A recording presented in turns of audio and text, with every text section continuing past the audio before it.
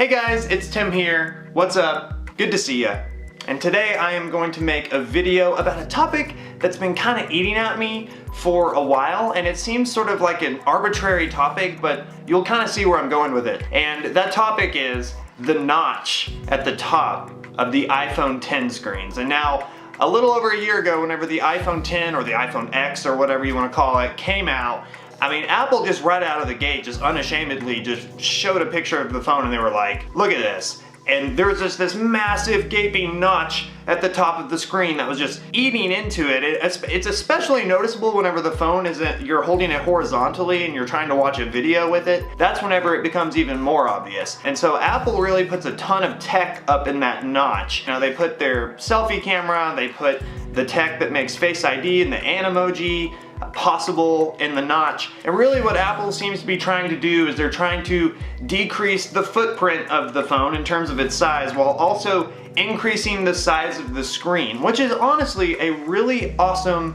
and noble goal for a smartphone manufacturer. I mean, we all want bigger screens, we all want a phone that's easier to hold, but whenever there's certain things on the phone that have to be taken into account, such as a selfie camera, smartphone manufacturers have to start making some choices in terms of how are they going to accomplish making the phone mostly screen while also including those features. So what Apple decided to do was to just put a massive notch into the screen and basically give the screen like ears. I mean, this is now no surprise, it happened over a year ago, but since now Android manufacturers are beginning to embrace the notch as well, and even whenever you see commercials for apps that kind of use like a generic looking phone to show off the app, it has a notch in it. Now even whenever iPhone came out with the XS and the XS Max, they haven't decreased the size of the notch at all. They are just completely embracing it, and society seems to be completely embracing this idea of a notch that just bites into the screen. And most people honestly don't seem to have much of a problem with it. I have a lot of friends that have iPhone Xs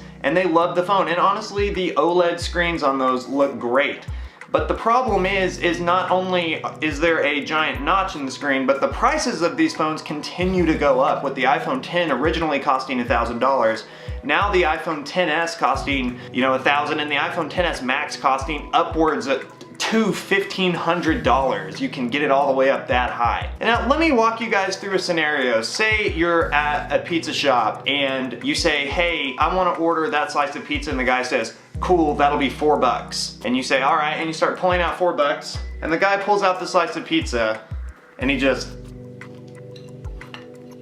takes a really big bite right out of the front. And right after he takes the bite right out of the front of the pizza, he says, hey, the price just went up to $5. And you say, is there any way that, it could still be $4 and I don't have the bite out of the front? And he says, no, that's just what it is. And because it's the best pizza place in town, you just decide to go with it. I think that's what we've done here with Apple to a certain extent. What Steve Jobs was known for was being a man that would not make design compromises of any kind. I mean, whenever the original iPhone was coming out, there were so many people that were telling him that the touchscreen was probably not going to work, but he would not take no for an answer. And voila, groundbreaking technology was hitting store shelves, and to this day, I would argue that in the last 15 years, there hasn't been a product as important and as groundbreaking as the iPhone. But now that he's gone, it seems to me like Apple has been making some design compromises. And I guess the point of this video is just to say, as consumers, we should be holding them to a higher standard. And I know that for me, I'm still an iPhone user. I love iMessage, I love iOS. That's kind of what keeps me tied to their phones. But whenever I look over at phones like the Samsung Galaxy phones or the Samsung Notes, where they don't have the notch and instead they just have a really thin bezel up at the top that honestly doesn't look bad and it doesn't make the phone that much bigger, it makes me wonder, why are they embracing the notch? It just seems like such a compromise to me, and it seems like as consumers we continue to reward bad design choices. I know that this video has been kind of short, but in conclusion, as a consumer, next time you're out buying a phone, keep in mind, how much are you paying for something that seems to be kind of a compromise? People who hold companies the most accountable are us, because we're giving them our money. And ultimately, at the end of the day, the topic of a notch on a cell phone screen is not a very big deal at all, but I feel like part of the mission of this channel is to help you guys make great purchasing decisions, and it's been really eating at me because I think that notch is a design compromise, and I want to look out for you guys. So before you put your hard-earned dollars down on a smartphone, really think hard about all of your options, look at all the different phones, because there's so many phones out there that have really, in a lot of ways, caught up to the iPhone, and they don't really hold the monopoly on great smartphone any longer. So that's something I've been really convicted of as an Apple fan, and honestly, I'm being slowly pushed away. I'm considering buying my first Android for my next phone. So if you guys use Androids, comment down below, let me know if you like them.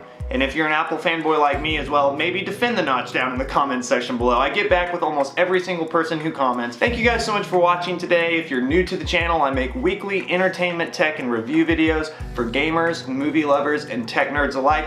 You can subscribe right here and look at more of my past tech videos right here as well. You guys are awesome. I hope you have a great week.